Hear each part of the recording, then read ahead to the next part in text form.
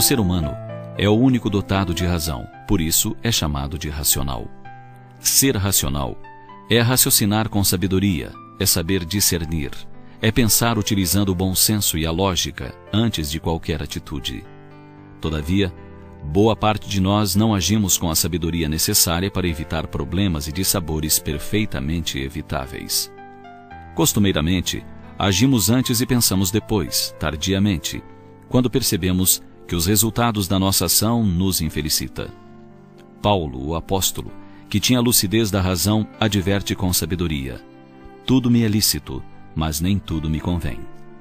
Quis dizer com isso que tudo nos é permitido, mas que a razão nos deve orientar de que nem tudo nos convém.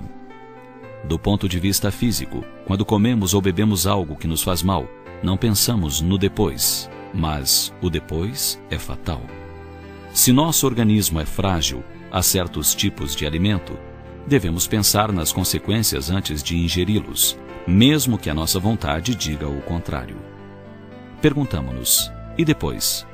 Como será depois? Lembremos da gaseificação, do mal-estar e de outros distúrbios que advirão. Se temos vontade de fazer uso de drogas, sejam elas socialmente aceitas ou não, pensemos antes no depois. Será que suportarei corajosamente as enfermidades decorrentes desses vícios? Ou será um preço muito alto por alguns momentos de satisfação? Quando sentimos vontade de usar o cartão de crédito pela facilidade que ele oferece, costumamos pensar no depois. Pensar em como vamos pagar a conta? Quando recebemos o convite das propagandas para o consumo desenfreado, ponderamos racionalmente sobre a necessidade da aquisição, ou compramos antes para constatar, logo mais, que não necessitamos daquele objeto. No campo da moral não é diferente. Quando surgir a vontade de gozar alguns momentos de prazer, pensemos: e depois? Quais serão as consequências desse ato que desejo realizar?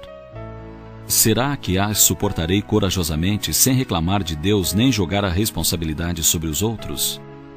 Certo dia, conversando com um fiscal aposentado, ouvimo-lo falar a respeito do vazio que sentia na intimidade e da consciência marcada pelos atos inconsequentes que praticara durante a vida. Buscou na atividade profissional tirar proveito de todas as situações. Arranjava tudo com algum jeitinho e com muita propina, mas nunca havia pensado no depois. E o depois chegou. A velhice o alcançou como alcança as pessoas honestas, mas a sua consciência trazia um peso descomunal, e uma sensação desconfortável lhe invadia a alma.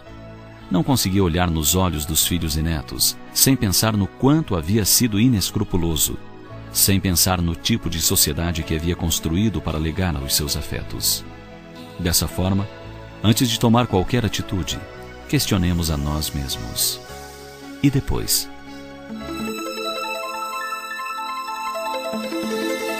Melhor que resistamos por um momento e tenhamos paz interior, do que gozar um minuto e ter o resto da vida para se arrepender. Pensemos nisso.